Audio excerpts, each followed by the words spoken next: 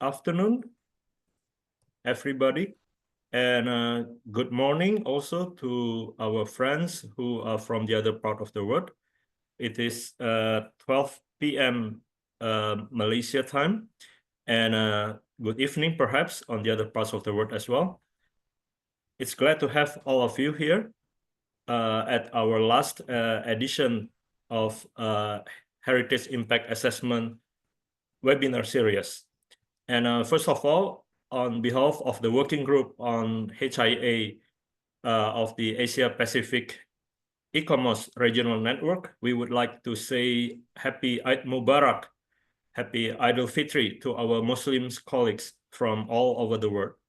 And now we are having this last edition, the last session, a wrap-up session, a panelist discussion, in which we're gonna present to you 6 panelists from different sub-region in Asia Pacific, discussing their analysis, their findings, their summary of all the respective editions, in which each of them actually the rapporteur of each edition that we have conducted since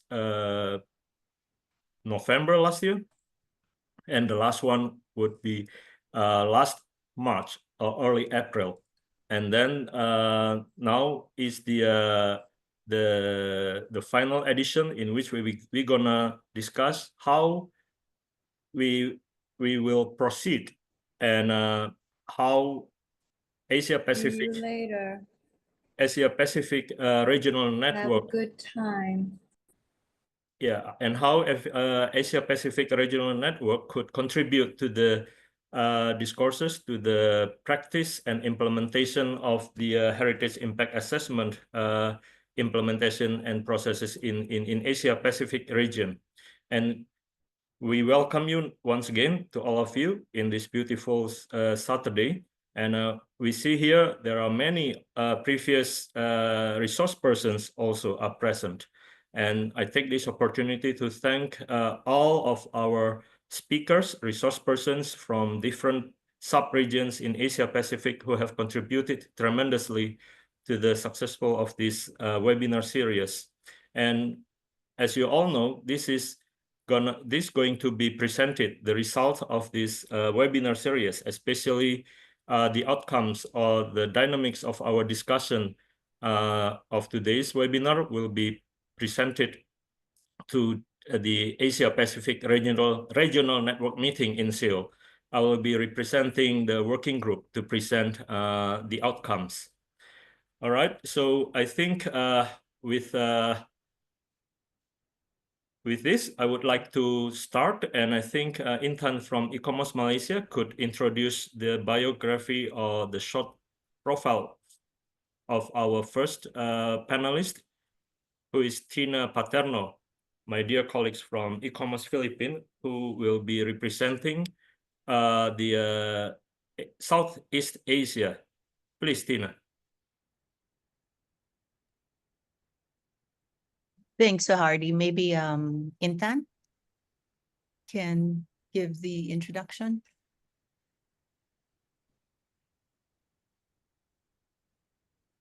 And Tina, sorry to interrupt. I forget to say that all participants can participate in the discussion afterwards, after the panel discussion among the panelists.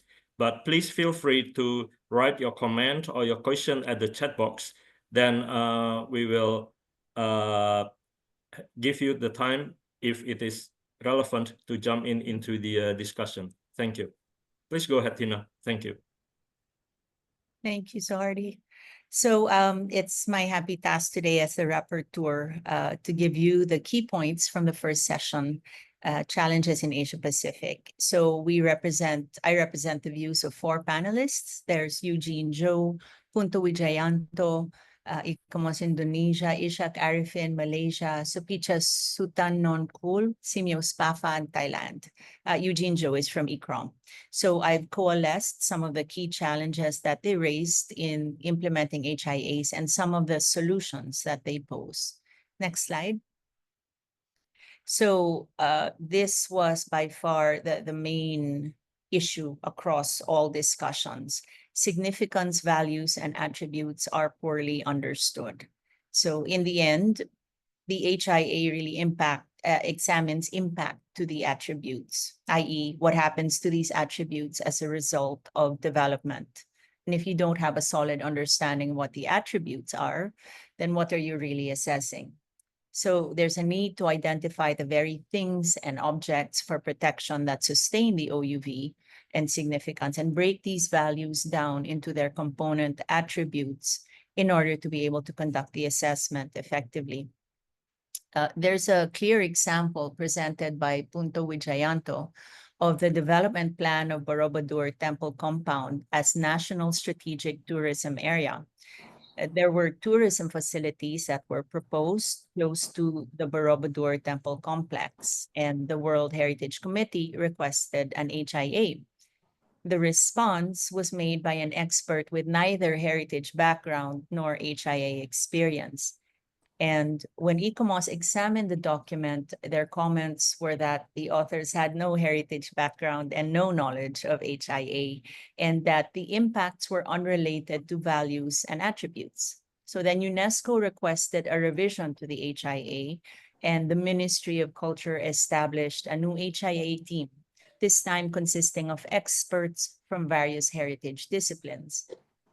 So part of the ongoing work in Indonesia is an in-depth study of significance, values, attributes, and the context, because this is the foundation for the management and decision-making.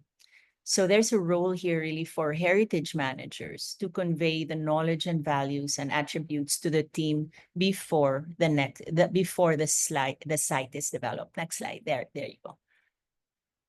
Next slide, please, Intan.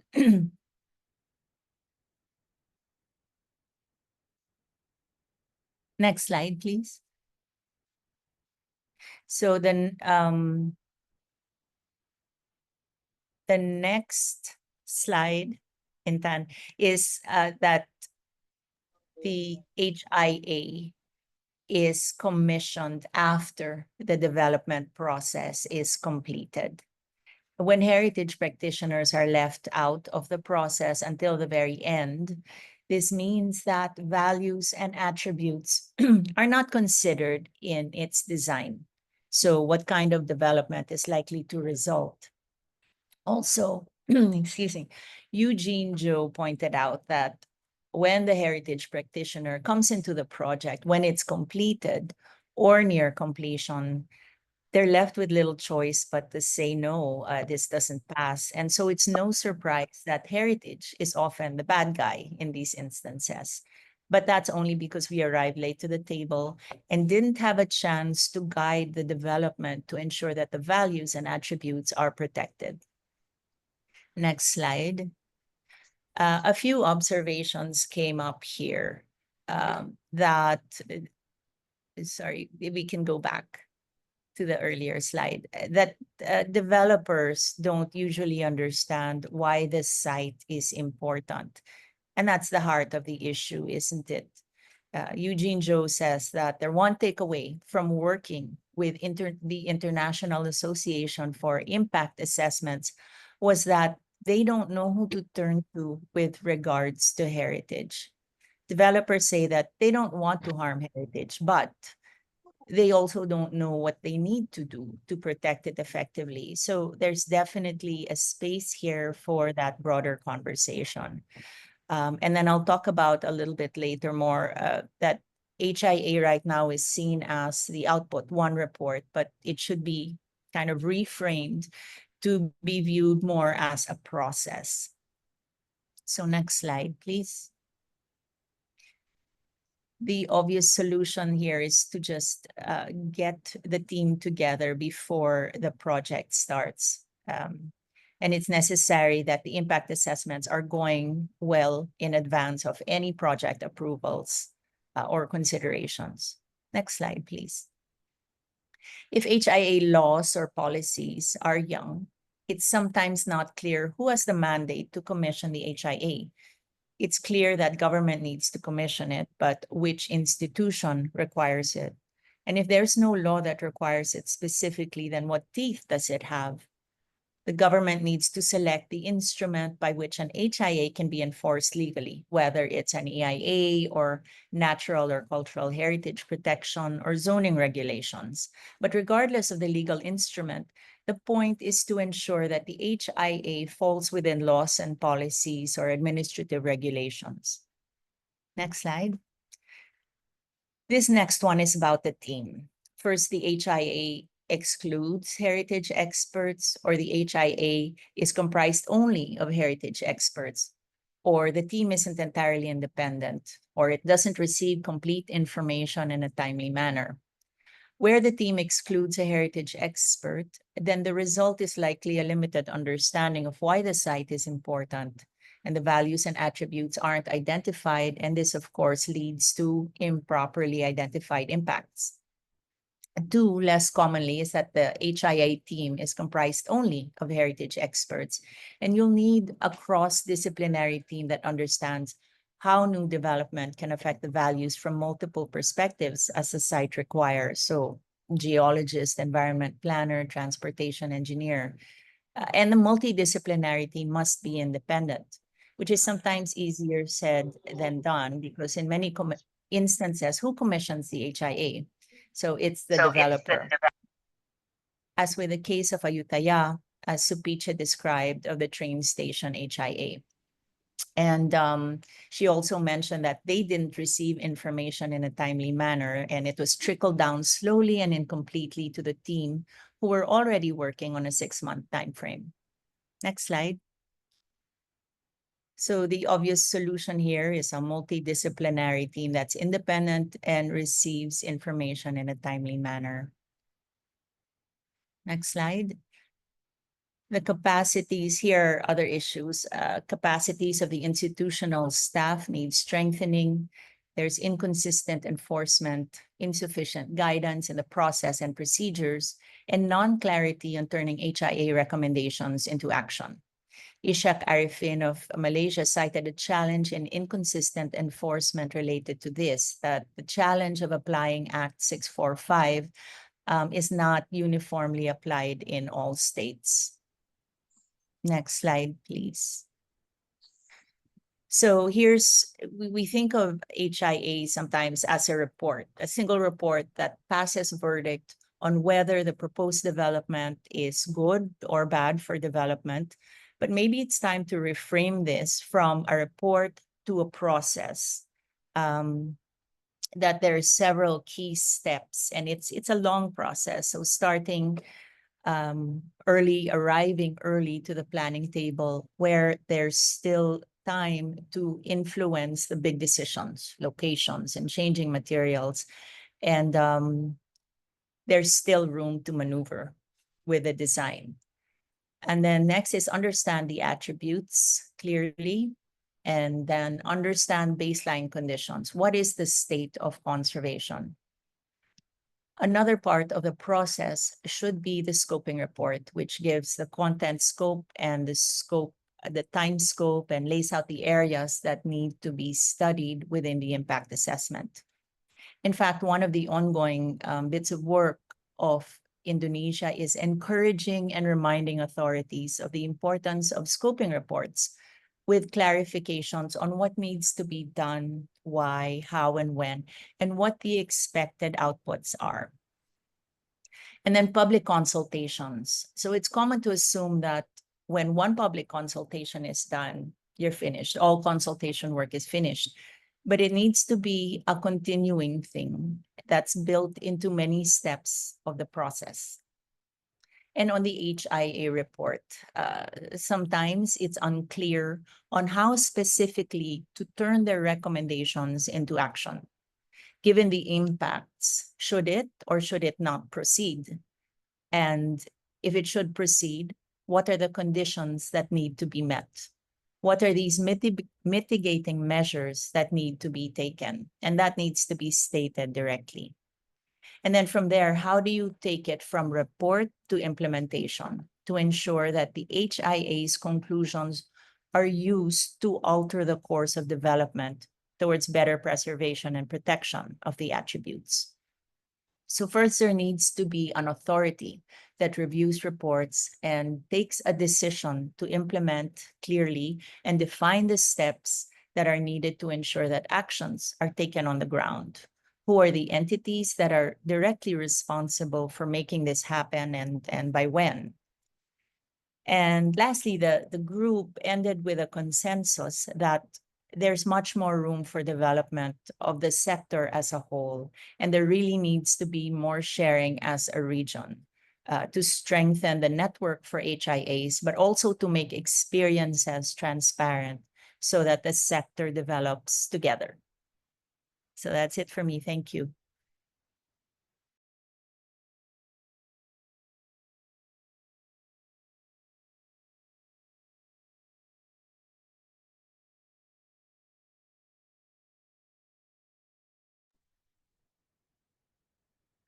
Thank you, Tina. And now let's give the stage to our second panelist, which is Ji-Hon Kim from South Korea, sharing with us her findings on the East Asia edition. Thank you. And perhaps Intan can share Ji-Hon's profile for a moment.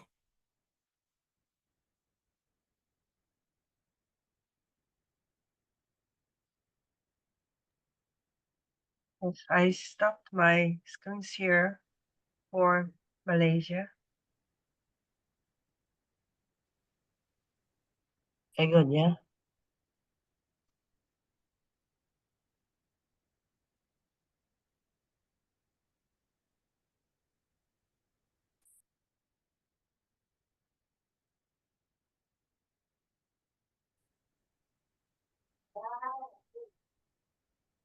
Yeah, Dr. Ji-Hon Kim is a board member of ICOMOS Malaysia, ICOMOS Korea, and she's also representing the UNESCO Commission in Korean government. And she has a tremendous experience in cultural heritage conservation programs and projects in the last 17 years. She's a research fellow at the International Institute for the Unification of Private Law, and certainly she has also a very vast experience in archaeology and art history. And she holds MA and a PhD in International Studies from Seoul National University. And Ji-Hon, the stage is yours. Thank you. Okay, can you see my screen well? Yes, thank you. Okay, so as a rapporteur of the second webinar series in East Asia, let me share this short summary and some key points from the discussion. We had 5 speakers for our webinar: Ms. Miki Okadera from Japan, Ms. Susanna Xu from Hong Kong, Dr. Xiao Shankar from Taiwan, and Ms. Li Hong from China WeTrap, and myself.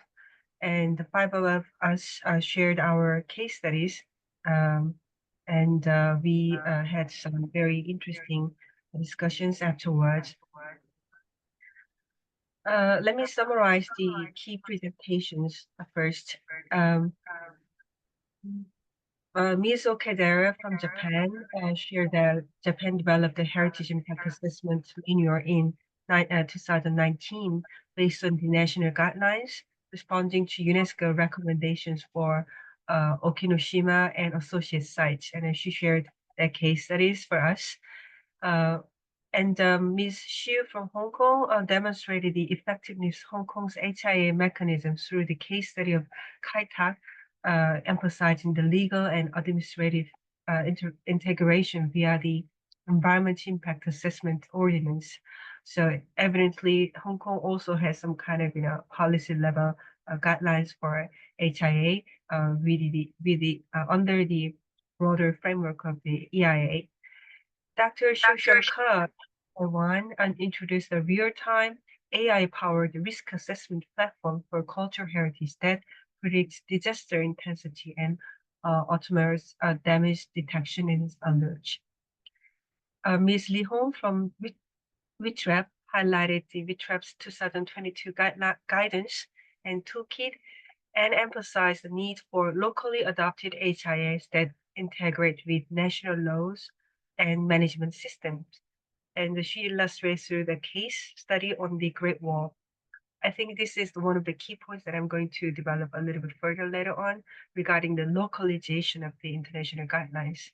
Lastly, myself addressed the limitation of existing legislation in protecting heritage settings, and I advocated for stronger legal frameworks as seen in the revision of Korea's World Heritage Act in 2024. Korea recently integrated the HIA necessity into the national law, and it became very interesting case for many speakers and the participants. So there were very interesting discussions followed, and I brought 4 points from the discussion. First, all people actually strongly support the idea of balancing development and heritage conservation for sure, because urban projects often challenge heritage protection, and it requires very careful planning and public engagement to find a sustainable balance. So we talked about the importance of public engagement, and I think many other rapporteurs today we're going to touch on this issue as well, because as you might be aware, the UNESCO guidelines also very stress this public engagement from the beginning to end. Secondly, we talked about the integrating HIAs into broader management system. Tina just shared the discussion from the first webinar series that it's important to bring HI from the beginning, not after all the development projects were planned. So HIA should be embedded in existing national and site level heritage management practices.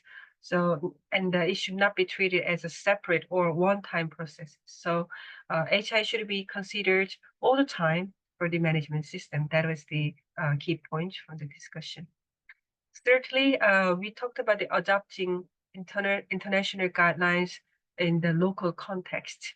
There's a need to tailor global HIA guidelines like the 2022 guidance to fit local legal and administrative systems, because each country has a different context, and and also having different development pressures. So according to the local environment, we need to adopt the international guidelines in a more tailor-made sense. Lastly, there is a lack of clear legal framework for HIAs, except Korea, which integrate the HIA into the national law. The many other countries in the world actually didn't have a very strong legal framework. But however, as I mentioned, Korea also have a lot of difficulties in implementing that provision, very recent provision, into practice, because there's a lack of very clearly defined criteria for HIA, HIA, and also the clearly defined processes for that as well. So it's true that many countries lack defined laws or criteria for when HIA are required, and this is actually lead to the inconsistent or insufficient application of HIA. So these are the key points from our sub-regional webinar. And I guess there are a lot of points that you can add up during our discussion later. So this is it for me. Thank you. Thank you, Jihon. Very interesting findings, very succinct but very clear as well. And a reminder once again to our participants, please free to write down your comments or your questions at the chat box. We will refer to that during the discussion with the panelists. And now let's move to our colleagues from Australia. Jane Harrington will be presenting her summaries of the Australia, New Zealand, and Pacifica edition. Please, Jane, stage is yours. Thank you.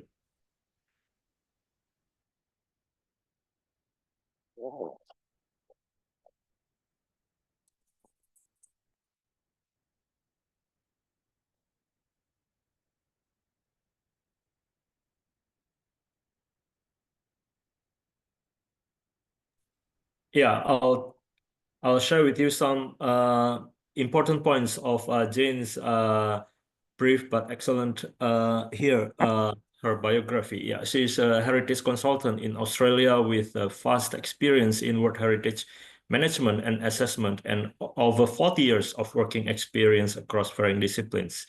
And she was also director of conservation with the Tasmanian Government Agency. And she has worked at many important heritage sites in Australia. And I think, and she's also an academician. She's an adjunct professor currently at 2 Australian universities and sits as an academic advisory boards and at both universities. And she's also a member of advisory councils for 2 Australian World Heritage Sites. So she's the perfect person to share with us her report on the Australia, New Zealand, and Pacifica session. Please, Jane, thank you. So what I wanted to talk about was pretty much what everybody else has been covering, which is, and so thank you for everyone. It's clear that we all have the same areas. I'll be very quick because I know we've got a few issues with time, but we had an excellent webinar with 4 extraordinary speakers, and I'll just run through who they were and what they talked about.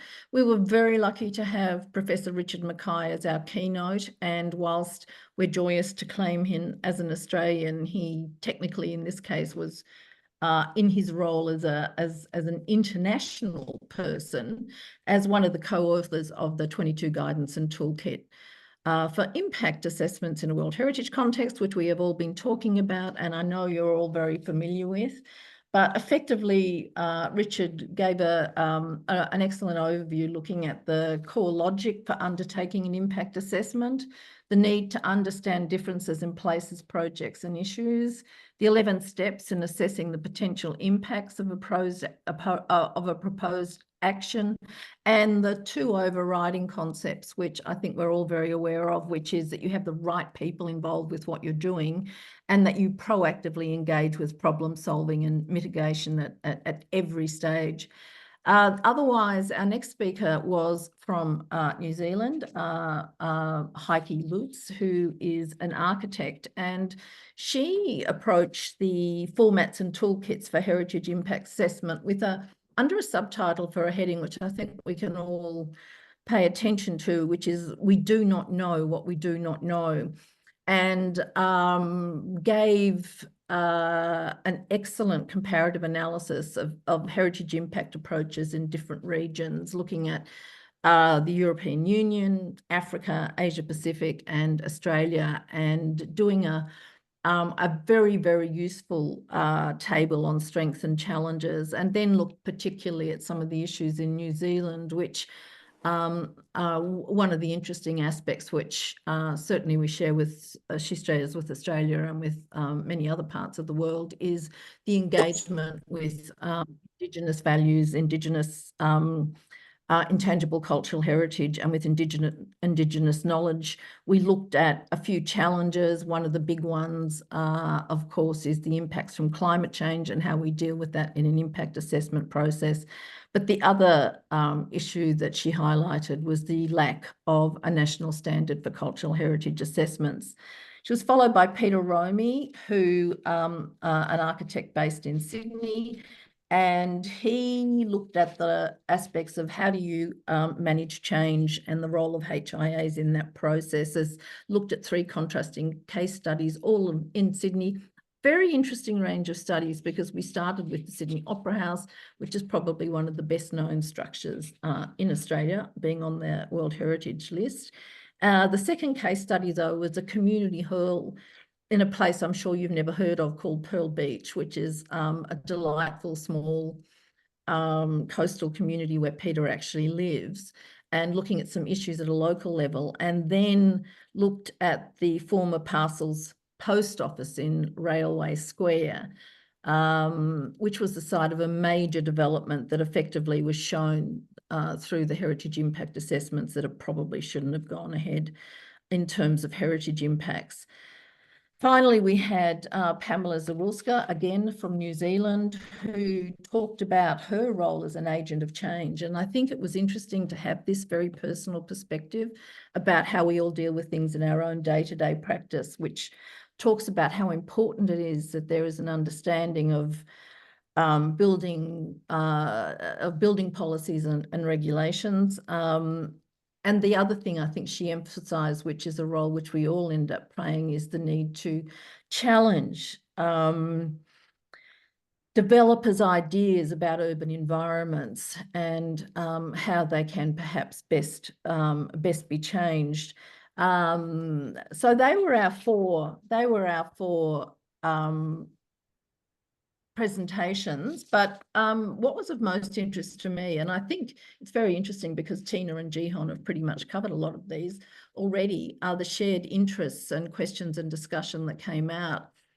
We've already discussed the asserted independence of some heritage impact assessment consultants, and indeed one I would throw in there is the level of experience and their capacity to actually undertake a formal heritage impact assessment. The variations between different authorities and how well various recommendations are dealt with, huge aspects in countries, all of our nations where you have a national heritage, and in the case of Australia, state heritage, and then going down to local planning statutes and how heritage impact assessments and recommendations can be dealt with separately. The ongoing balance about how do you look at competing outcomes, and that can be outcomes whether the impacts are on competing attributes. And for example, I've recently been working somewhere where there are differential impacts on natural heritage as opposed to cultural heritage. And the ongoing issue, which is probably why we're all here, about the needs and aspiration of heritage versus ongoing development. Whether or not the 2022 guidance for places can be adjusted for not World Heritage properties, the time taken to prepare a heritage impact assessment, which I think we all understand is that context of how long is a piece of string, and engagement with communities. So I just want to finalise with a few short takeaway messages. The first one, I remember Richard Mackay giving us an emphatic that the heritage impact guidance in toolkits is not a recipe to give you the answer. It's far more complex than that. And I think Tina very much picked on it. It's about a process. That it also can be used for heritage places which are not World Heritage properties. And I think this is one of its extremely valuable potentials that we could all be working with. As we've all discussed, community participation needs to be part of the system. Whilst we all know it's an extremely nice thing to do and it's an important and imperative aspect of our work, but it really needs to be part of the planning framework on a local level and at a national level, and required under the statutes that manage all of this research. The need for a rigorous and transparent framework for heritage impact assessments, which ties into the next one, which is having a strong legal framework. And the last one, which perhaps hasn't been mentioned so far, is the importance of understanding how things are done, why they're done, and how traditional practices or traditional roles and craftsmanship build into the sorts of activities that we're dealing with. And that brings us very much back, I think, often to the community and local level. And that is the end of my very quick overview of our webinar for our area. Thank you. All right, thank you, Jane Harrington, for your very important takeaways and overview of the HIA practices and experiences that your colleagues have got from New Zealand, Pacifica, and Australia.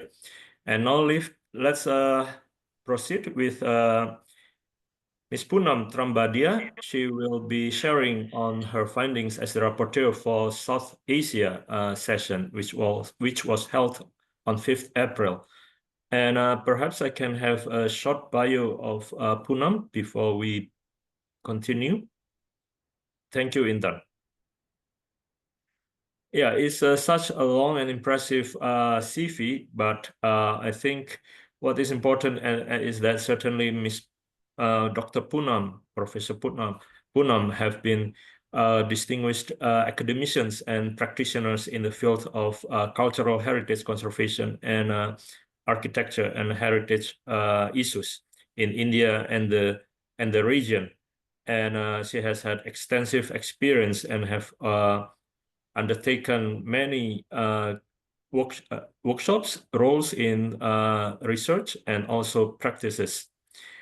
And so now I give the stage to Ms. Poonam Trambadia. Thank you, Poonam. Thank you, sir. Can I share? Yes, please. Is my screen visible? Yeah, it's clear. Yeah, we can see it. So good afternoon, and thank you for this opportunity to present the South Asia edition of webinar series summary. The webinar was structured with the understanding that Professor K. Weiss would provide an overview with 3 speakers, so showcasing issues and challenges from 3 different countries of India, Nepal, and Pakistan, followed by 2 commentaries from Bangladesh and Sri Lanka, and then 2 special guests, Faisal and Professor Jehan, providing their inputs to the session.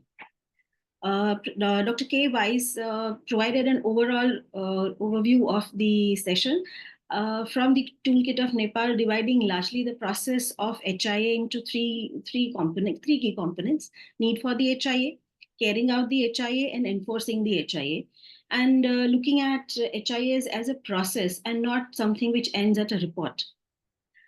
The 3 speakers, Professor Anuradha Chaturvedi, she highlighted the sustainable development trajectories with 2 key case studies, showcasing how large infrastructure projects affect the development and the significance of the heritage areas and sites, and how HIAs have developed in India.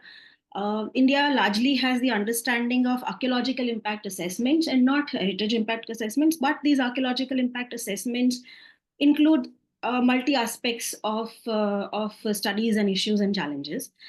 And then she parallelly discusses how legal frameworks have developed with an establishment of National Monuments Authority, which helps enforce the understanding and the HIA reports. She emphasizes on collaborative approaches and community participation. Followed by Dr. N.E. Joshi, who looks at the heritage impact assessment in Nepal and describes that because it is a very new process in Nepal, and how, again, the large infrastructure development in the Kathmandu Valley led to the understanding and need for the process of undertaking HIAs. And then she elaborates how the HIA process was developed and how training and certification for heritage impact assessment experts was undertaken under the same.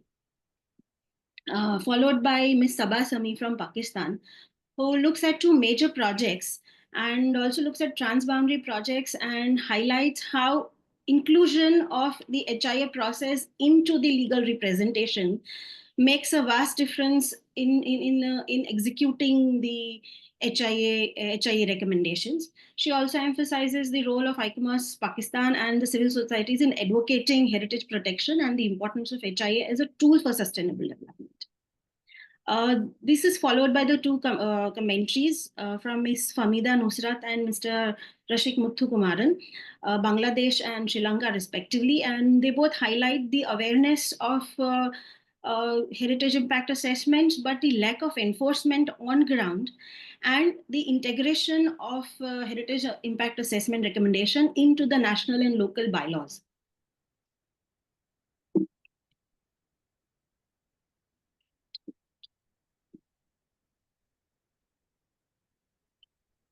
There were, through discussions and there were these major questions which were arising largely from all the presentations.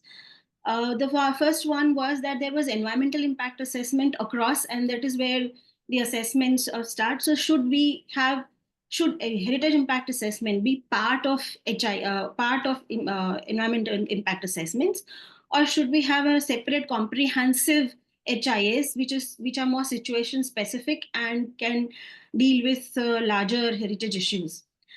The other was that most of the countries we have archaeological impact assessments.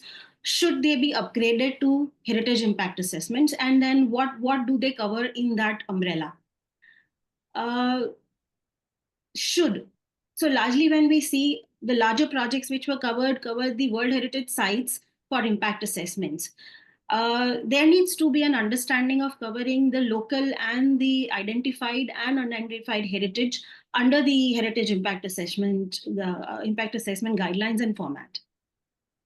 How does HIA link to national level procedures, legislations in this? How do we incorporate it as a part or as a need of national level legislations so that HIAs become a mandate before doing a project or a design or an implement rather than during or as a post-thought to a problem? Project scope. A lot of the projects that we see, which we saw, especially in the webinar that we had here, were large-scale projects. But then what happens when there are small-scale projects? So particularly from my side, when I come from Ahmedabad and we have the World Heritage City, and apart from the larger monuments, we have smaller structures, homes, etc. And how does a homeowner? So a government puts and requires and needs an HIA, but how does a homeowner go about a process if a homeowner has a heritage home?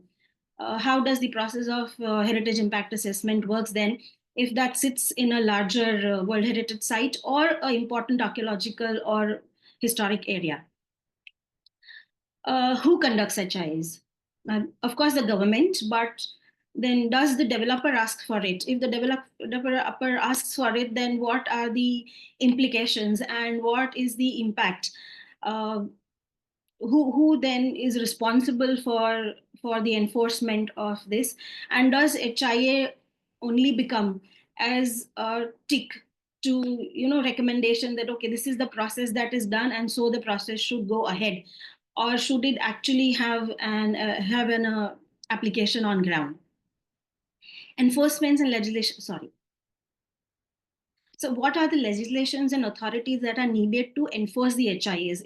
Does it have a central authority, or there is a decentralized authority at every level, at state, at local level, which looks at it and helps to implement it?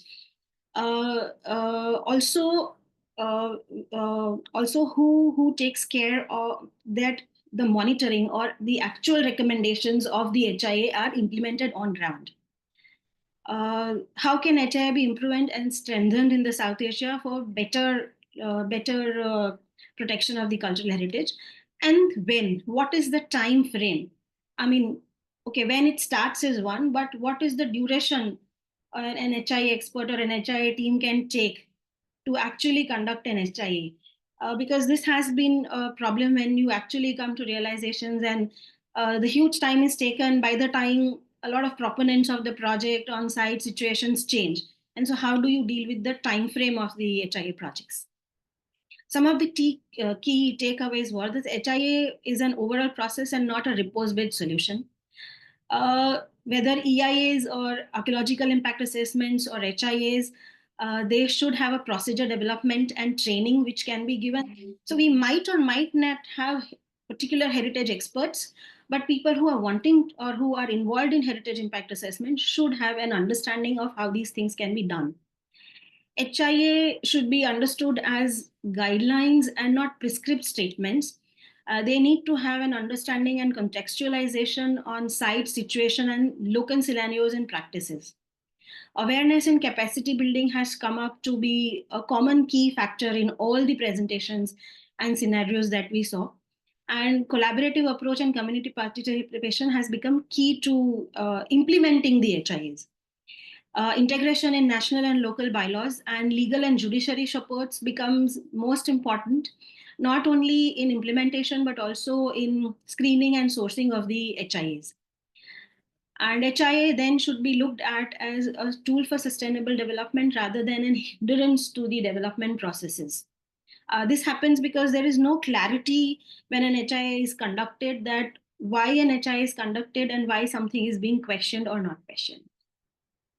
That is from my side. Thank you.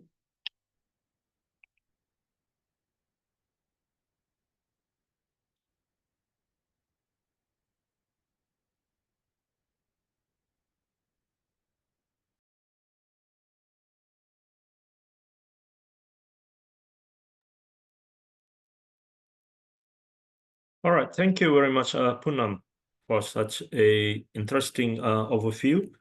And once again, as a reminder to our fellow participants, please feel free and even encouraged to put forward your questions or your comments or even your critiques, and which will be enriching our discussion afterward with the panelists. And now I give the time and stage to my dear colleagues Kai West from ICOMOS Nepal, who will be sharing his overview based on his experiences working on HIA practices in or implementation in Central Asia. And but beforehand, please, Intan, can you share with us Kai's profile, please?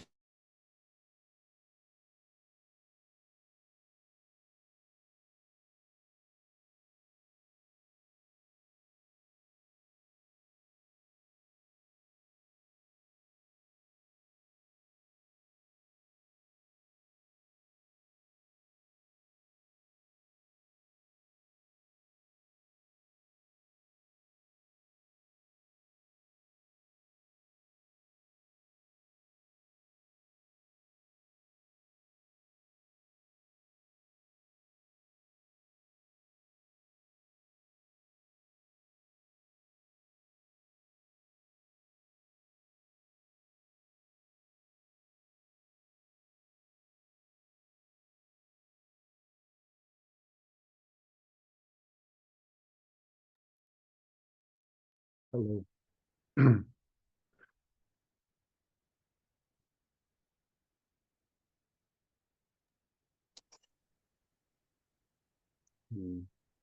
Is SOEHARDI still there, or?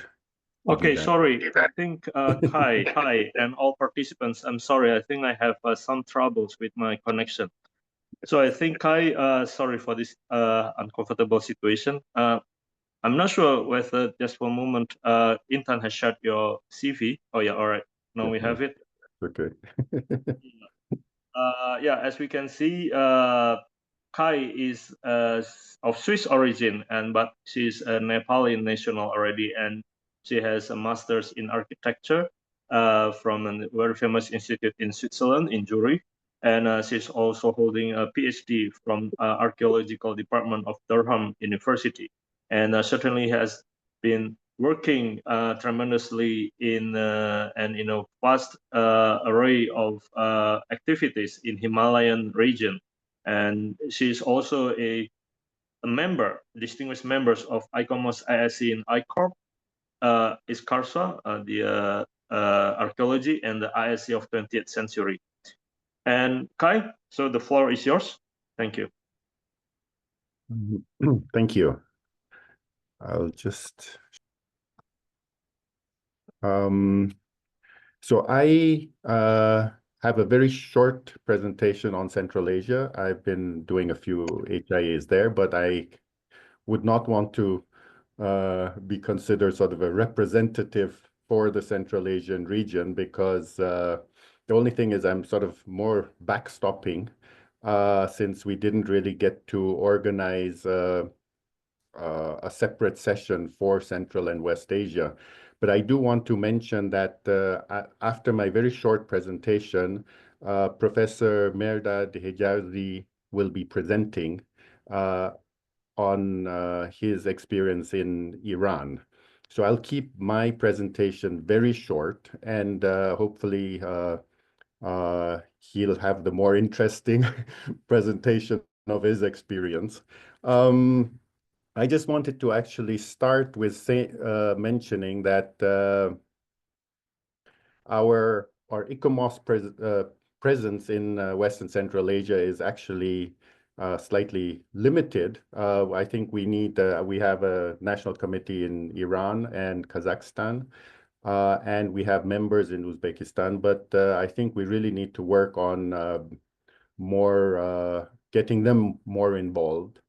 And we've been sort of talking about this, but we have not really managed to get them to be involved in our activity. So probably that's something that we still need to work towards. So in connection with Central Asia, I'll be presenting probably just one side of probably a much more complex situation in Central Asia, but it will be linked to World Heritage properties and heritage impact assessments linked to that were carried out in respect to World Heritage sites in Central Asia. I first wanted to start with this historic center of Shahrizyab in Uzbekistan, which was put on the World Heritage in Danger list in 2016 due to overdevelopment of tourist infrastructure in the site. And the interesting thing here was that there've been quite a few other projects that have been carried out in Central Asia, and very often these are large-scale development projects. But the one in Shahrizyab was rather in the middle of the World Heritage property. And when you look at the assessment, it basically says that none of the projects that have been were subjected to heritage impact assessment. So one of the points that was raised was that it was carried out without doing a heritage impact assessment, and the projects were not presented to the World Heritage Center in line with paragraph 172 of the operational guidelines. So more or less, there's this sort of an understanding that any larger developments must go through a heritage impact assessment. So this has sort of become sort of standardized, and which is sort of interesting, because I think, especially in Central Asia, it seems that any kind of sort of development goes through these rather elaborate heritage impact assessments that are carried out. Now, there's this one example, a recent example in Bukhara, and this is the Eternal Bukhara project, which is sort of an ethnographic park in the buffer zone of Bukhara. This used to be sort of the center of the Soviet administrative area. So we had quite a lot of Soviet period buildings here. So the idea was to demolish these, of course, and develop this ethno park, which was to develop tourism, of course. And this was in the buffer zone, but of course very close to the World Heritage. And the question here was, of course, what is appropriate and not. There's also discussions in connection with the Soviet era buildings, whether that was actually part of the heritage of Bukhara. And this led to sort of all kinds of discussions in connection with what should and should not be allowed within the buffer zone. Again, one of the points that was raised was that the buffer zone would need to have been planned out slightly more within a management plan, possibly even a sort of a physical planning of these areas, which would have already been defined before any such projects were initiated. So again, the point of preparing these sites, these World Heritage properties with proper management, with proper planning, and any open spaces, that it's very clearly that there would be regulations or in place in what can and cannot be done, would already clearly define development before it takes place. When it's not clear, and when things are not clearly defined through plans or even legislation, then one comes up with many different ideas and development projects. And once it's begun, it becomes very difficult to bring under control. This is actually a natural site, and I just wanted to mention that very often we are not part of sort of discussions in natural sites. But again, this link between nature and culture needs to be taken slightly more seriously, because a lot of activities within the natural sites are also linked to the local communities and sort of indirectly also to cultural issues. And this was in connection with a project, the water supply and hydroelectric power plant on the Ugam River. So this is the Western Tian Shan Natural World Heritage, which is a transboundary World Heritage between Kazakhstan, Kyrgyzstan, and Uzbekistan. And here it was inscribed on the criteria 10, which is sort of biological diversity, and it links to threatened species. We have this special marmot there, snow leopards, and also it's an area where the origin of nuts, fruits, and many cultivated plants of importance of agrobiodiversity. So actually it's fascinating, this area. And the main idea was that they needed the water for a water supply scheme for an area which was having problems with their groundwater supply. So it was drying out, and the communities did not have water. So this was one of the ideas, to actually pump this water through the hill, through the mountains, and into sort of an area of Kazakhstan that did not have sufficient water. And so to cover the cost, the idea was also to set up this hydroelectric power plant, and it would have been sort of cascading smaller dams to make sure that the impact was minimum. This is, of course, again, the question of what kind of impact would it have on the heritage of, well, the biodiversity of this area. Now, just in connection with these kind of heritage impact assessments, the ones that I know that of sort of the ones that we hear about are all connected with World Heritage, and I don't believe that there are many heritage impact assessments carried out for sort of national level heritage. Usually related to large-scale development projects, and that's the ones that come into the news. So all that I've been presenting are not from the heritage impact assessment reports, but actually from the news reports. And then development projects usually are private, but with government backing. So of course, such huge projects would be impossible to implement without government backing. So you already have a certain sort of a political support for these projects, and the question would be, how do we actually assess such huge projects that are already sort of started being planned, and there's interest to have them implemented. The next would be that these heritage impact assessments are usually carried out by teams of national and international experts. So it's actually quite a large sort of assessment team that gets together usually to carry out these heritage impact assessments. So it is taken very seriously, and things are done in detail, and usually these reports are quite extensive.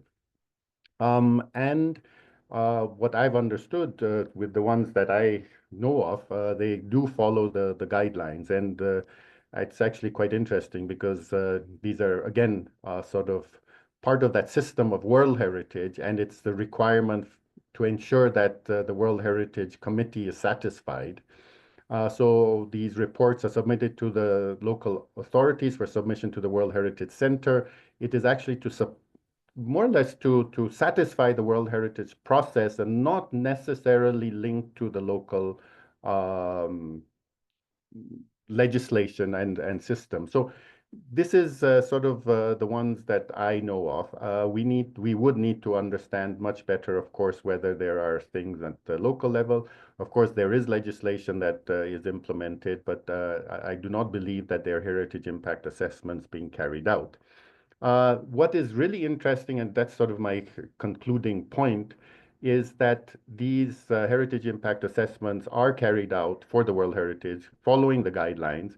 But what is really interesting is in the process, the negotiations are carried out with the developer and to find some kind of an acceptable mitigation measure. And quite often there's already this agreement with the developer to implement the mitigation measures. And very often we have the signed agreements in the appendix of the report saying, you know, this is what was proposed, this is what was negotiated, and this is sort of what the proposed final outcome of the project would be. And I think this negotiating and coming to kind of an understanding of what would be best if the project would be allowed to move forward. The negotiation, coming to an understanding with signed agreements, I think that's sort of quite an interesting component in the processes of the heritage impact assessments, which are being carried out in this area. So this is all that I would be presenting. The question, of course, that arises is how to extend the implementation of heritage impact assessments beyond World Heritage in Central Asia. What would be the overall national impact assessment procedure in these areas, the system to identify heritage or chance find. Again, the question of the identified heritage, do we have inventories or not? And how to build national expertise and not have international experts for each of the heritage impact assessments that are carried out. That would be all from my side. And so I would like to hand over to Professor Mehrdad Hijazi from ICOMOS Iran. Hopefully he will be able to share his screen. And maybe Professor Hijazi, you could also introduce yourself quickly since no one has introduced you properly yet. Thank you. Thank you very much, Kai. Do you have my screen and my voice? Yes, Professor. It's clear. Thank you. Thank you. I am Mehrdad Hijazi from Iran ICOMOS, professor in University of Isfahan, expert in restoration of architectural heritage, and also vice president of ISCARSA ICOMOS. I would like to thank you for inviting me to this presentation. I try to confine my words in maximum 6 or 7 minutes. I'm talking about the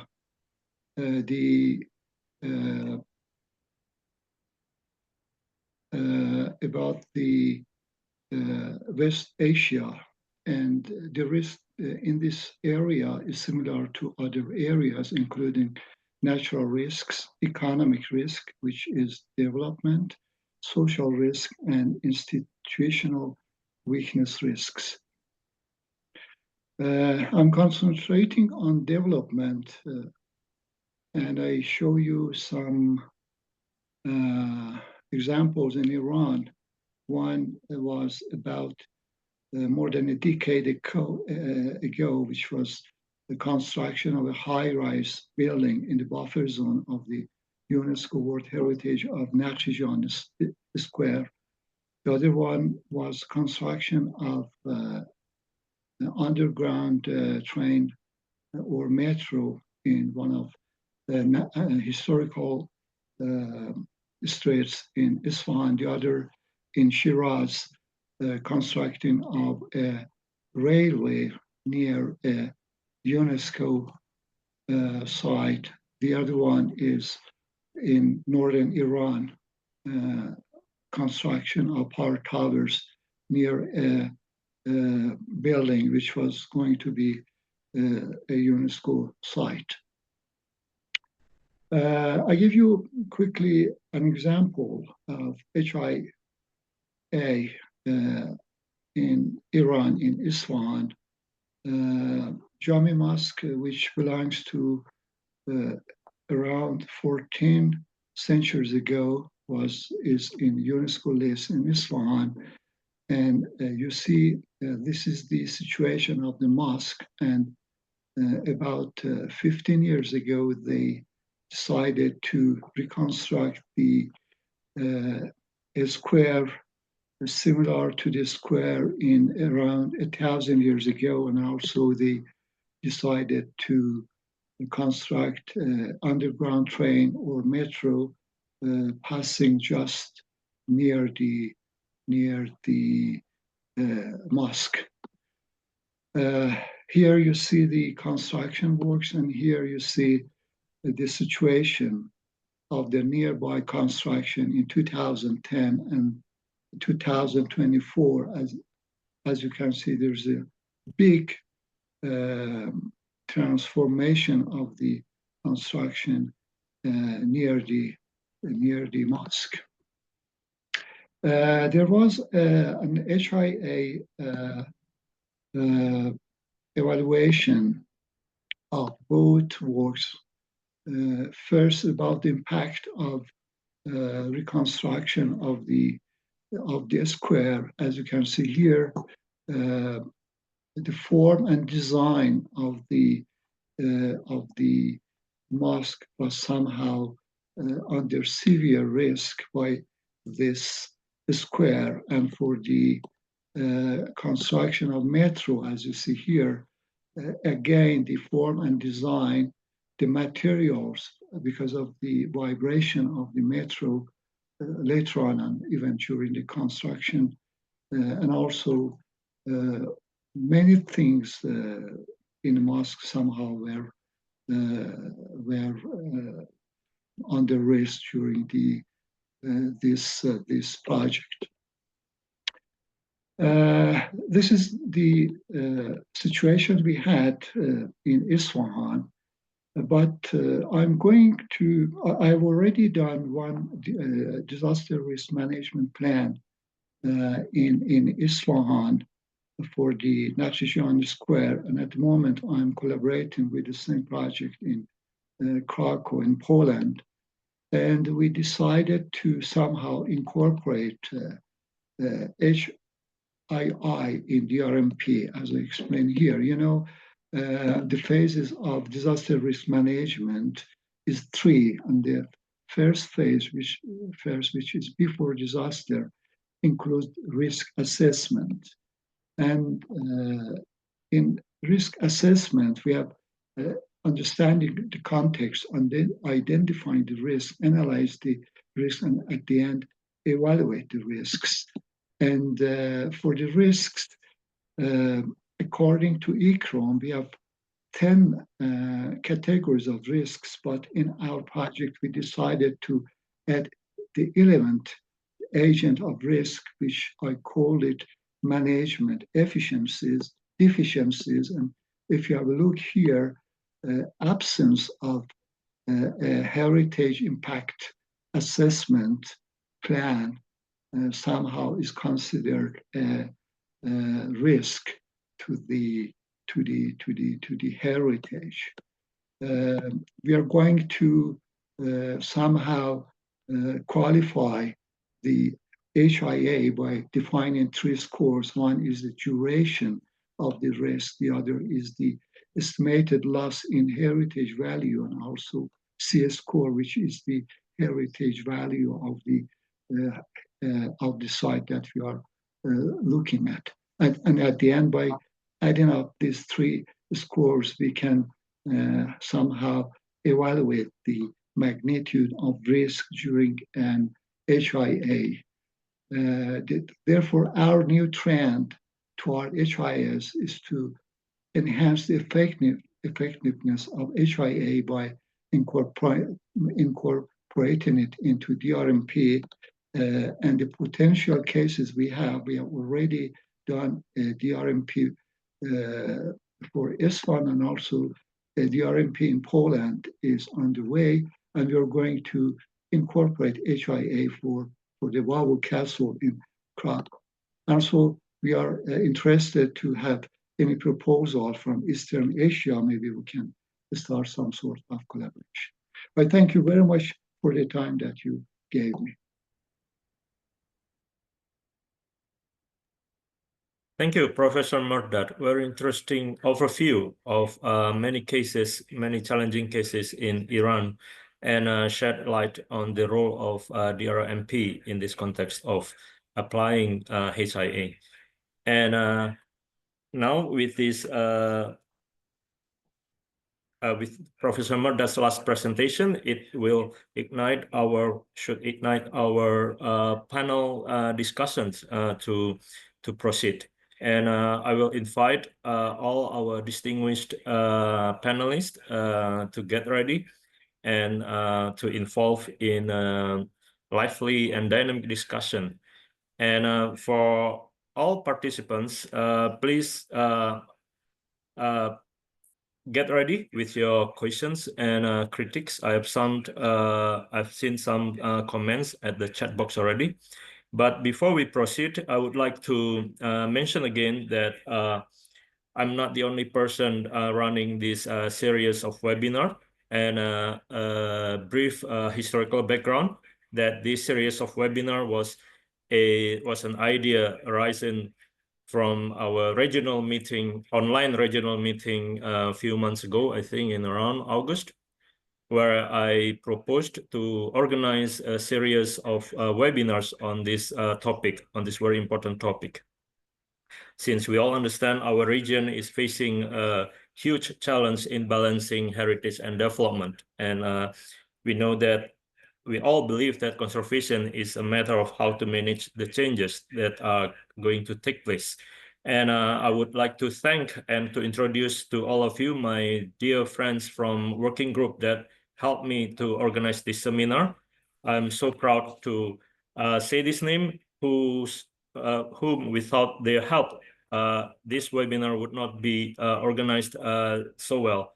So first of all, thank you to my dear colleagues Faisal Abdurrahman, President of ICOMOS Malaysia, and Kai West from ICOMOS Nepal, Tina Paterno from the ICOMOS Philippines, Jihon Kim from ICOMOS Korea, and Alex Yen from ICOMOS Taiwan.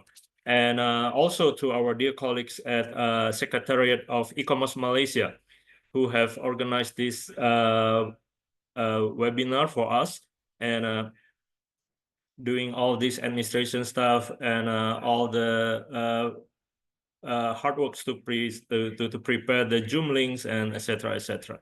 So thank you once again, and of course to our dear resource persons from the first edition up to now. Thank you for your contributions. All right. Now let's start our panel discussions. I would like to first allow my fellow panelists to share briefly, or if anybody have something to share, to comment on each other's findings or presentations from perhaps the other regions which are different from theirs, on the lessons or takeaways, and especially actually how we should move forward after we have addressed such issues, challenges, commonalities, or differences, how in Asia Pacific we should work together to address these issues, and what are necessary to be done in the next steps. Anybody from the distinguished panelists, please, stage is yours.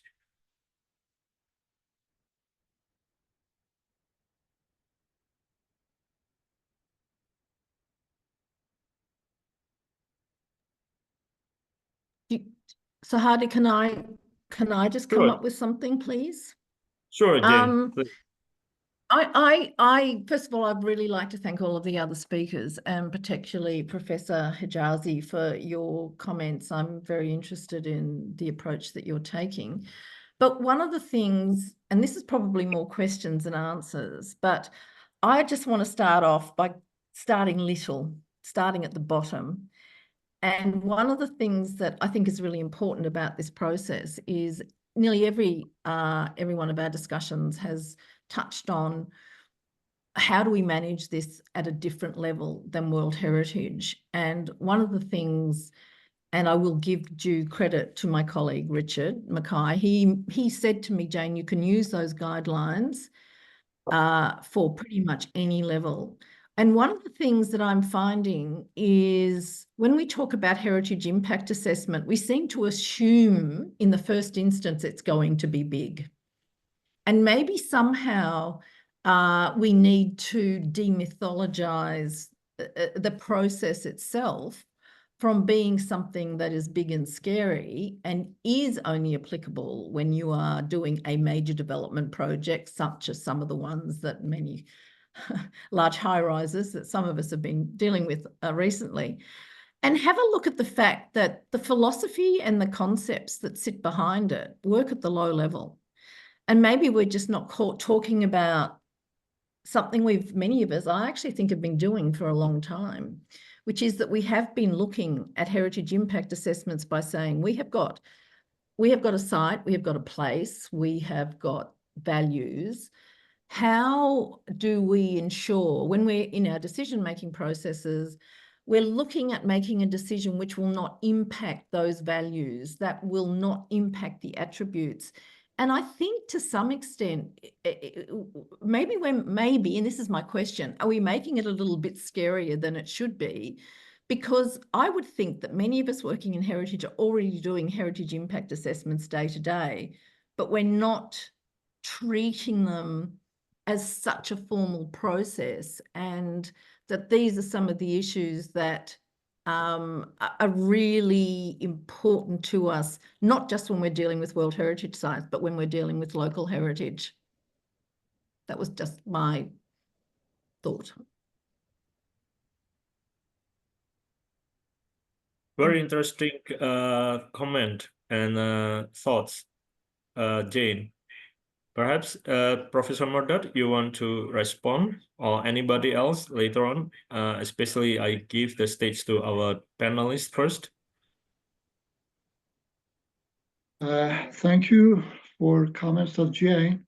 I agree with Jane, but in our 2 or 3 projects that we did in Iran, and at the moment one in Poland, we realized that separating different components such as HIA, site management, and also risk management sometimes makes some problems, because some sort of experts do not know what the other sort of experts or group are doing. Therefore, we decided to test whether if all groups somehow work together, what would happen? Would it be more effective or not? And we are testing the situation at the moment in Poland. I think about a year from now, I will give you the answer to this question, whether this would be beneficial or not, but I would anticipate that that would be beneficial if somehow we combine different groups and different approaches. All right, thank you, Professor Murdat.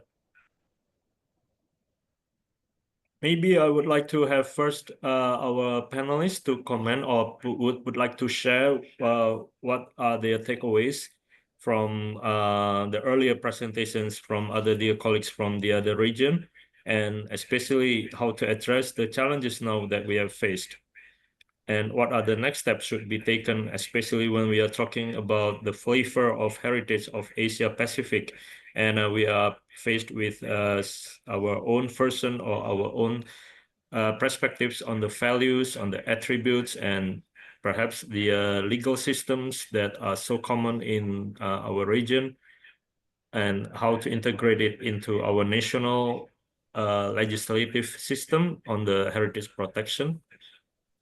Anybody wants to comment? Can I comment? Okay, I see.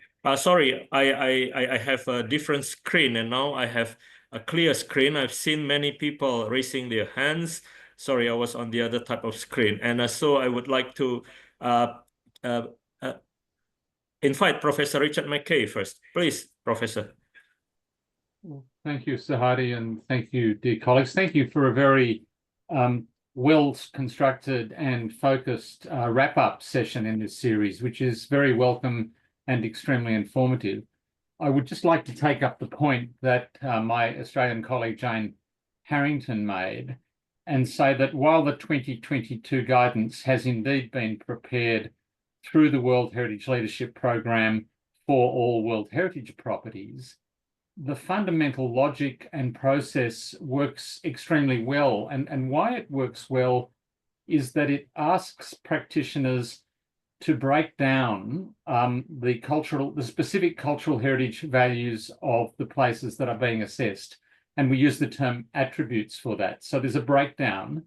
And then it's possible in analysing a proposed action, a development or another activity, to look at how that activity will affect the fine detail of the individual attributes that are part of the place. And thereby we get a rigour and a framework. As has been said earlier, it doesn't give a magic answer, but what it does is it provides a logical structure to work through systematically. And what it prevents is people jumping to their own discipline, so that town planners don't just look at town planning issues, and architects don't just look at architecture, and archaeologists look at archaeology. It requires a breakdown of all the values that contribute to a cultural heritage place and a consideration of how those values might be affected by a proposed development. What might be useful in an Asia-Pacific context would be perhaps a manual that's based on this methodology and approach, which is not directed loftily at World Heritage, but is just directed at supporting Asia-Pacific cultural heritage practice. Thank you all. Thank you, Professor Richard. Then Jihon, your turn. Yeah, thank you for giving me the floor. I just want to add some comments to Jane's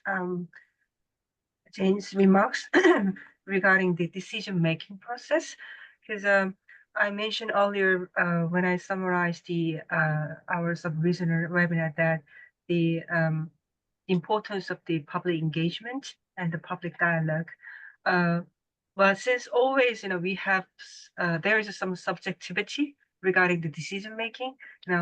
Like we do have in our under the National Law of Korea, the Cultural Heritage Committee for Korea make the final decision. However, before their final decision making, it's true that the very active, public engagement is required according to the 2022 guidelines for sure. However, I believe this is that kind of the dialogue is a part of the social negotiation, and we need to make the agreement. And in that agreement, what is the most important criteria? I think that is the issue that we need to address as one of the key points for HIA, because upon the people's ideas, the value or it could be oriented to the development, and that could be oriented to conservation as well. So I just wanted to make the additional point that the empowerment or capacity building or public awareness raising is one of the key points we need to consider for the successful HIA practices in many countries facing the development pressure. Over to you. Thank you, SOEHARDI. Yeah, I'm totally with you, Jihon. The similar situation is being faced here, not only in Indonesia, I think all over the developing countries in Asia Pacific region, but perhaps also in the developed countries. And Poonam, I will give the stage to you first before I proceed with Diane Butler, my dear friends from Bali. Thank you. Please. Thank you. I think again, I'd also take this opportunity to thank all my co-presenters, and I think a lot of resonating thoughts and issues which were presented today. And taking forward Jane saying that though we have discussed this idea of formatting of HIA and what all it should include and not, we are still all discussing with larger projects, and also projects which, whether the developer or the government. But again, as I presented in my presentation also, that what happens when you have a local owner who is also inside that protected or buffer zones, and what does HIA mean to him, her, or a particular family?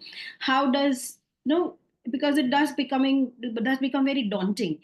And then who pays?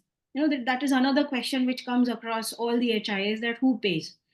If the government, yes, the government, but then is it an institution who takes it or an individual who takes it? How does then, and then there is this understanding when an HI is done, that okay, when an HI is done, the permission is going to come.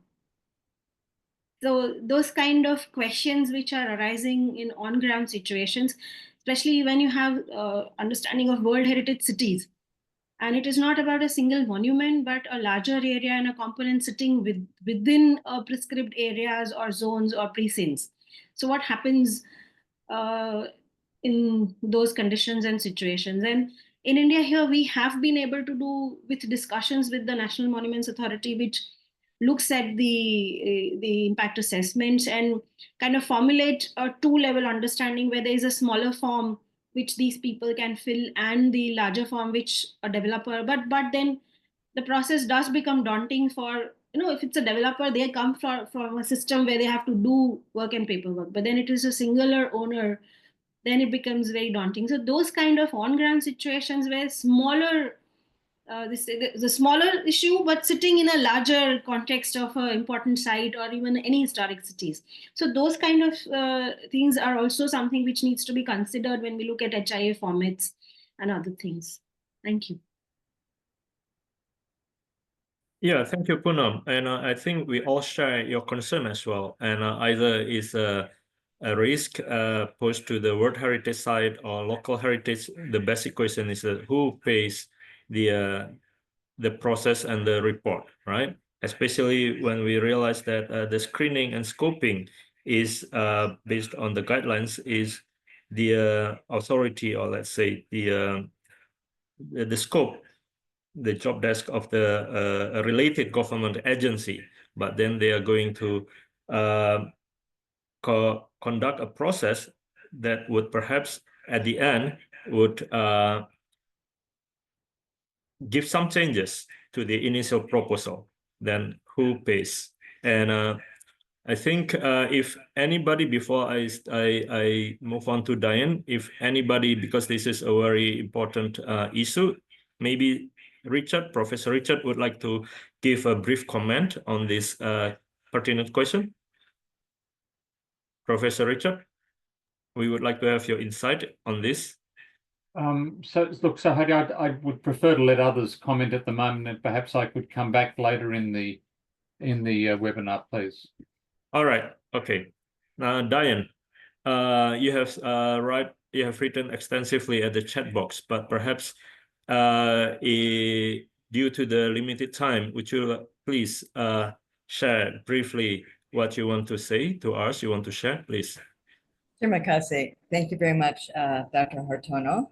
My name is Diane Butler, and it's true. I have resided here in Bali, Indonesia for 23 years now. I'm an alumni of the UNITAR World Heritage Training, and I'm a 64-year-old dancer. So I would like to just say thank you very much. I think it's a beautiful and important conversation that's happening here. I would like to look at the series, the previous recordings also.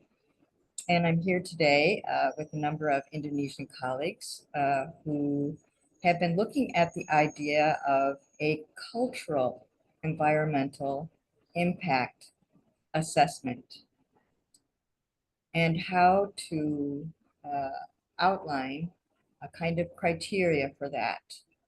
And I can hear echoes of this in some of your presentations about how initiatives, whether they're preservation initiatives, new developments, changes in roads and settlement patterns and so forth, have an impact on both the tangible and the intangible cultural heritage, the biocultural diversity, the linguistic diversity, the practices of the people, the ways in which they live their lives, the ways in which they make their art, and so forth. And to invite that if anybody in this group would be interested in sharing with us, if you have in any point tried to outline some of the ideas of the cultural environmental impact assessment, that would be wonderfully and extremely beneficial. Terima kasih. Thank you very much. Thank you, Diane. Very interesting inputs. We shall pay attention to that as well, and in our discussions further. And for note, as you note, for every participant, this would not be the last, let's say, opportunity for us to discuss the topics on HIA. And actually, on our online meeting in Seoul in mid-April this month, I will be presenting the outcomes of this series of webinar, including, of course, this wrap-up session. And we are seeking for other ways to continue the discussion on other platforms or chances. Thank you, Diane. And Kai, please, your turn. Thank you. As I think I mentioned when I presented in the previous session, I've sort of worked on this heritage impact assessment under different categories. So just recently, I also worked on the Asian Development Bank. It was a transmission line, and they did a EIA as is required of them. And within that is also impact on heritage, which was actually very interesting as a comparison, because they really looked at beyond heritage. Actually, it was more anything to do with culture, religion, any structure that had social impacts. And on the other hand, because the Department of Archaeology was notified, they did a separate heritage impact assessment parallel, because that was sort of a requirement that we have since, 2 years ago. So we have these different categories of carrying out these assessments. And I think we need to be sort of clear about, where we sit in these categories. And even with World Heritage, the World Heritage Committee requires heritage impact assessments. So the committee asks for these. And these are carried out based on the guidelines, because it is more or less required that these sort of are done within this format. And the question here is, we are actually doing all these things. It's the same process, but from different sort of requirements. And I think we have to be careful that we don't start, making these sort of processes that we tick off. Oh yes, we've sent that report to the World Heritage Committee. We've done the EIA, and with EIA, it's very often, yes, we've done an EIA. No one ever asks what the outcome was. The question is, again, linking all these down to the sort of the local or national level legislation, which is actually where it's implemented. And I think we still need to work on it. And I think in Nepal, we're struggling with understanding all these different procedures. But again, very interesting also what Mehrdad had mentioned, that it all links again back to our management systems, and how do we actually link it to management, and sort of getting a grasp of the activities carried out within or near these heritage properties. And I think that needs to be understood slightly more. And, that if we have a management plan, if we have plans, if we have legislation, we don't really need the assessment unless things are not clear. So where, and it should be sort of a simplified process as well. Some of these heritage impact assessments are so elaborate that, thousands of dollars are spent on it. While in certain cases, you really need sort of a one-page kind of an assessment saying yes or no, and yeah, it's just, a very small impact. So I think we're still grappling with the scale and in what category we're dealing with and how we integrate that into management. It's sort of more of a comment. I don't know, it could lead to questions, but I'll just leave it there. Thank you. Thank you, Kai. Very enlightened comments, and we believe that we all here share your concerns as well when we think about what is happening in our own cases in our country. And Tina, and after Tina, I would like then to ask to invite Dr. Karima Dennis, who is from ADCOM, the Advisory Committee of ICOMOS, to share some points. She has very interesting points as well in the chat box. And then I would invite Professor Richard to comment because he has raised his hands. Tina, please, stage is yours. Thanks, SOEHARDI. So thank you to all the speakers. I learned so much today. And I'd like to react to Jane's comments about demystifying it. And as Kai said, maybe what you need at this point is a 1-pager or a 5-pager. There's a need to demystify it. I agree with that. And then Kai had a comment about negotiations being done with the developer ahead of time. Before the final output is presented. And to me, this makes so much sense because then you're able to draw on their expertise. They can tell you if what you're recommending is feasible or not. Even just financially, is this realistic, or you get the bigger picture from the side of the developer so that they don't end up with a report that says we can't really do this and not within the time frame and all sorts of ifs, right? And then the person doing the HIA doesn't have maybe designers and the whole team that the developer has, but the developer can bring that to the table to improve what the recommendations will be. And I think what I was hearing also throughout these discussions is that there's a lack of expertise of those doing the HIA, and we need to build those capacities. But I'm wondering, is there really a lack of capacities there, or is there existing expertise, but the decision makers are not channeling that towards these expertise, and they're commissioning people who don't have that expertise instead. And then the time taken, I think Jane said, how long is a piece of string? So how long does it take to do an HIA? And of course, the case, it's different case to case basis, but often the government will ask for 6 months or something shorter.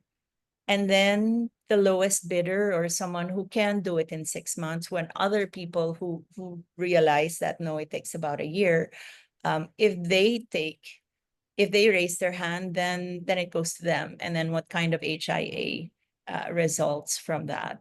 And I wanted to ask the group, is there a workaround? Have you tried to, I don't know, convince the decision makers about timeframes? And lastly, I think where to put the expertise. There's so much to do, where to put the energies, and one might be really just talking to the decision makers who are making all sorts of many decisions, and what has come out of that. That's it. Thank you. Thank you, Tina. Again, we all share your concern as well. And that's why I think before I invite Dr. Karima to comment, I would try to respond to her questions at the chat box. Dr. Karima, actually, this is the idea, the basic idea of us organizing this series of webinar, because we realized that all these government agencies and sites managers, perhaps they are not well exposed to the importance of HIA. And this is our, let's say, the wrap-up sessions of the 4 continuous series of webinars almost each month. And unfortunately, we have not yet got the time to share it. And the eventual purpose is, of course, to share, and this invaluable information, the ideas shared, the exchanges happen to wider audience. And we hope that, and that is what our working group is trying to strive for, that we would like to later on, with the discussion taking place in Seoul in our regional meeting, we will investigate what are the other platforms or ways to bring forward these outcomes, the ideas exchanged through this series webinars to wider audience, especially to the government agencies and other stakeholders. And I would like, perhaps you want to add something, some more, Dr. Karima. We are honored to have you here in our webinar. Thank you so much, SOEHARDI. Thank you. Thank you. Congratulations to all involved in that series. Really, I was one of the lucky people probably to be able to attend to all of them. So I learned a lot from all of you. And as I said in my note, it's invaluable information, ideas, recommendations, issues, and all these aspects of, dealing with heritage sites and the development pressure is a big issue everywhere. It's not only in Asia Pacific region, but all of the world will be dealing with the same.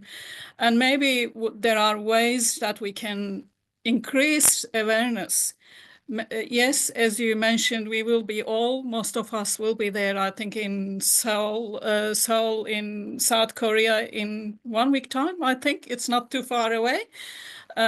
So there will be opportunity there face-to-face to explore the opportunities and what the other platform, as you said, to widen the, the outcomes of this webinar series and where to take them from here to others that really need to know about it. We all know about all these issues and experience them, but I think it's the people that really need to know about them should know what the process is and how it should be taken forward and how considerations should be done from the initial, process of the design or projects, what the proposals are. So it's great. Thank you.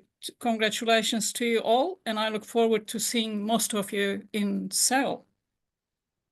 Thank you, Dr. Karima. And Richard, Professor Richard, please, it's your turn to share some lights and enrich our discussion. Thank you, SOEHARDI, and thank you, colleagues. Look, I'd first like to comment that I think over the last 5 or so years, HIA has emerged more as a discipline. It's always been there as part of environmental impact assessment, planning decision-making, strategic environmental assessment.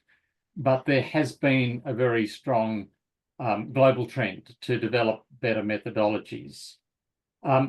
To my observation, the worst decision-making happens when there is not alignment between good local controls and guidelines to provide the desired cultural and natural heritage outcomes and what you need coming out of the heritage values of the place. So when, for example, you get height controls in a planning regime that allow for buildings that are intrusive to the visual quality of a cultural heritage property. So I agree with Kai that it comes back to, if you have local controls in place, then the heritage impact assessment has less work to do.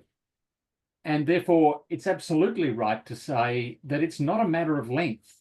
It's a matter of logic and focus. I wouldn't know too many projects and places where it would come down to 1 page. But I agree, it's actually about saying, what are the values of this place? Have I talked to the right people? Am I collaborating with the proponent so I can improve the project as it develops? What is the activity? How does it affect the place? Therefore, what is the impact and what mitigation is available? And it's that logic within a planning and consent framework that leads to the good decision making.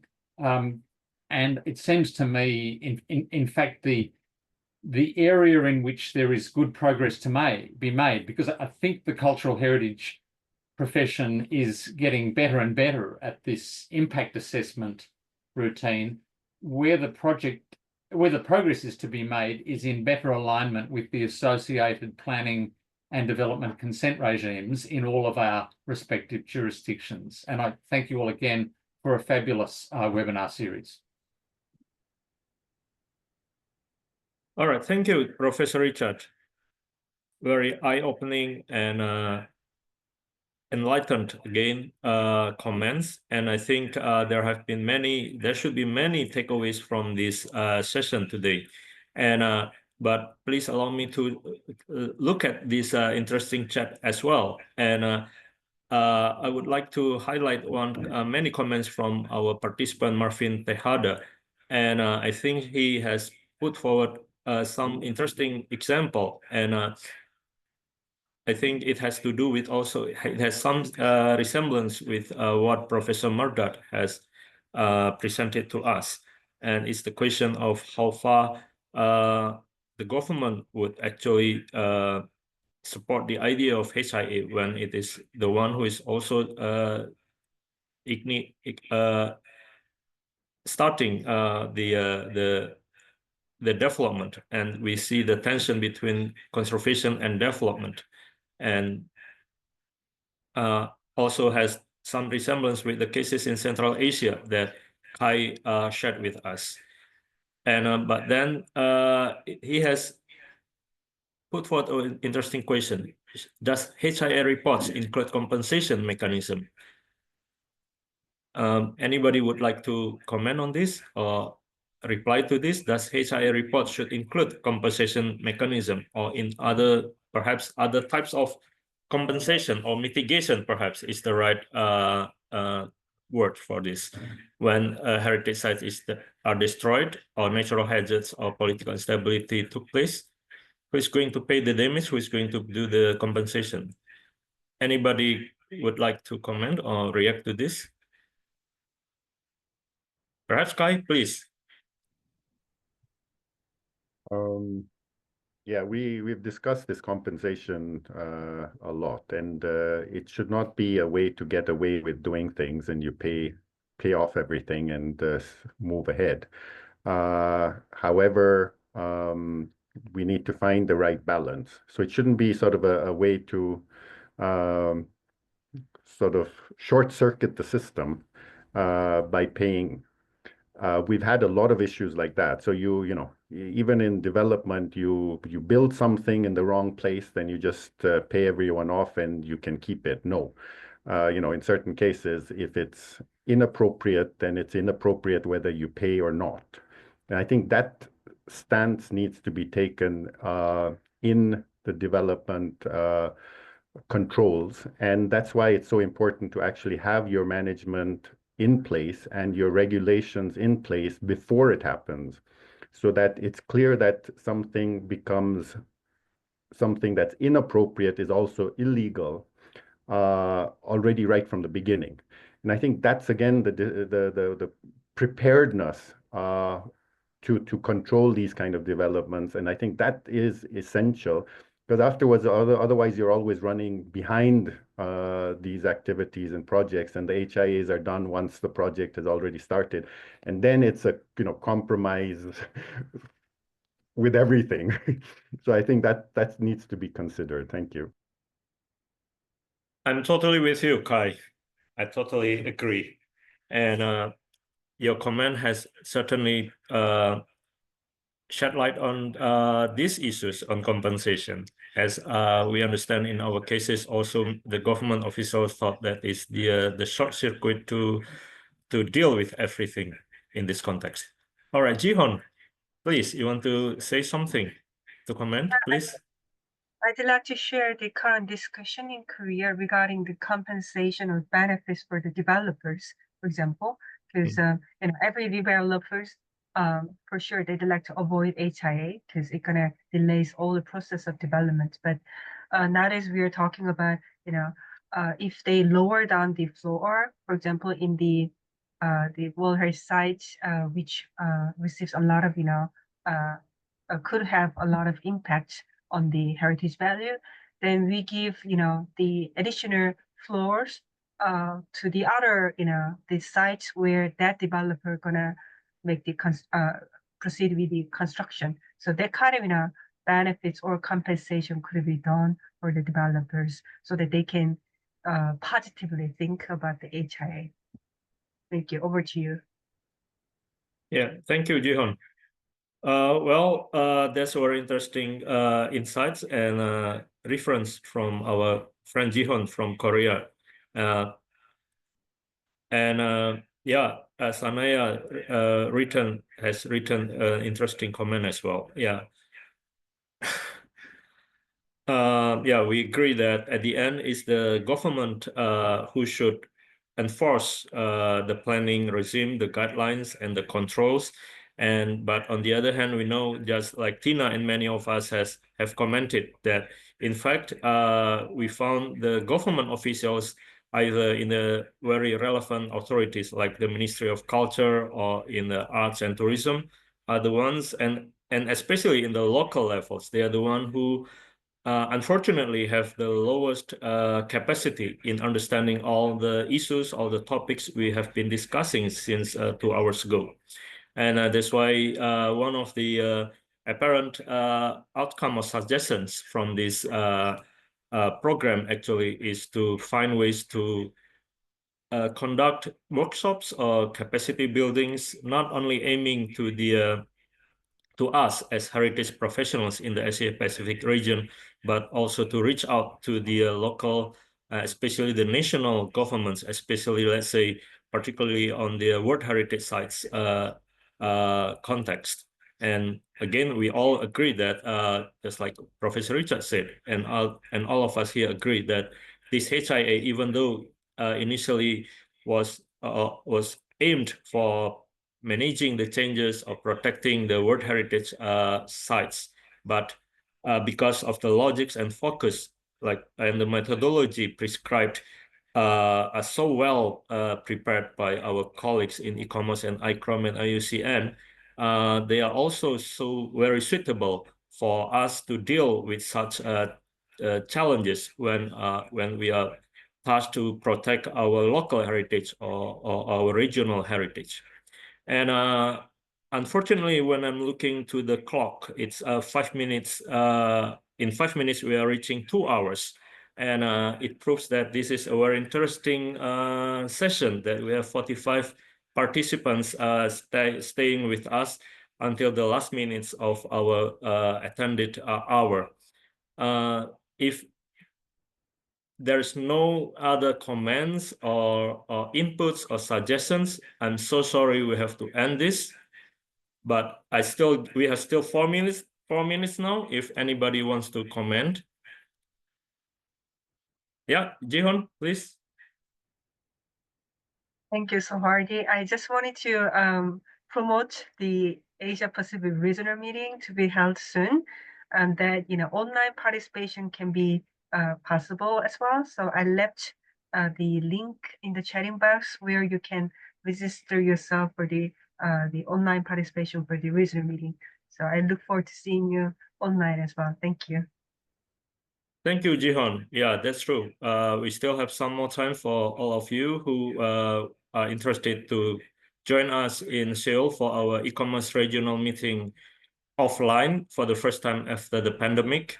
Jihon and her colleagues would be so happy to welcome you all. And I and my colleagues at the working group on HIA also certainly would be pleased to meet you all. And again, this is not the last session on this topic. And I will be wrapping up this session alongside with all the summaries my dear reporters have sent to us, and try to make it as concise but insightful and informative presentations to our colleagues during the meeting in Seoul on 15 to 19 April. And once again, thank you all for your kind attention and active contribution to this discussion. And once again, I would like to thank our ICOMOS Secretariat.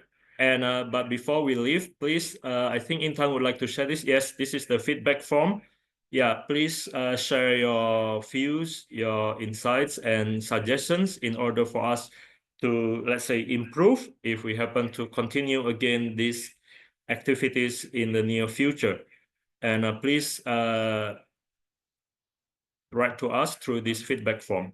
And on behalf of the working group, I, SOEHARDI HARTONO, the president of ICOMOS Indonesia, and also a member of steering committee of Asia Pacific Regional Network of ICOMOS, alongside with my colleagues Jihon Kim from Korea, Kai Wes from Nepal, Faisal Abdurrahman from Malaysia, and Tina Paterno from Philippines, and Alexian from Taiwan. We would like to wish you a pleasant weekend, and thank you so much for your active contribution to this discussion.